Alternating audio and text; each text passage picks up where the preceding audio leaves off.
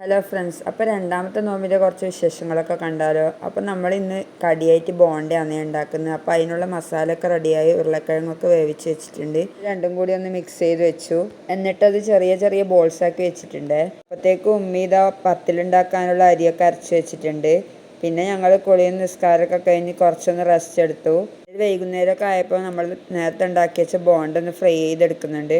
പിന്നെ എൻ്റെ ഉപ്പ ഒരു വെജിറ്റേറിയൻ ആണ്, അതുകൊണ്ട് തന്നെ ഉപ്പാക്കുള്ള പയറ് കറി ഉമ്മ ഇവിടെ റെഡിയാക്കുന്നുണ്ട്. ഞങ്ങൾക്ക് ഇന്നലത്തെ പോലത്തെ ചിക്കൻ കറി തന്നെയാണ്, അതുകൊണ്ട് ഇവിടെ കാണിക്കുന്നില്ല. പിന്നെ നമ്മൾ ബോണ്ടൊക്കെ ഇവിടെ റെഡിയായി. ഇന്നലത്തെ ചിക്കൻ സമൂസ കുറച്ച് ബാക്കി ഉണ്ടായിന്, അപ്പോൾ അതും ഒന്ന് ചൂടാക്കി എടുത്തു.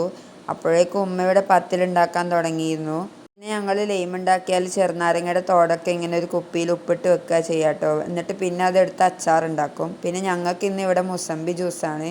ബാങ്ക് കൊടുക്കേണ്ട സമയമായപ്പോഴേക്കും കടിയും ഫ്രൂട്ട്സും ജ്യൂസൊക്കെ എടുത്ത് വെച്ചു. അൽഹംദുലില്ലാ, അങ്ങനെ രണ്ടാമത്തെ നോമ്പും കഴിഞ്ഞു.